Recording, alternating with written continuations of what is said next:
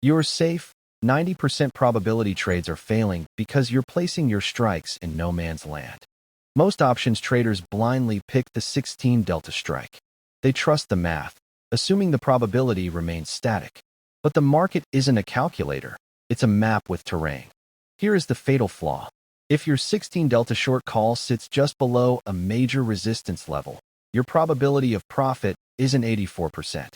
It's actually near zero. Price acts like a magnet to these levels before breaking them. By placing your strike inside the noise, you are standing directly on the train tracks hoping the train stops. But here is the twist that changes everything. We don't just want to avoid resistance. We want to use that resistance as a concrete shield for our capital. This is the fortress setup. Instead of picking a random delta, find the heavy resistance line. You must place your strike behind that wall, even if it means collecting slightly less credit. This creates a two-step failure requirement for the market. For you to lose, price must first chew through the supply at resistance, and then travel the extra distance to your strike. We are converting a statistical edge into a structural edge.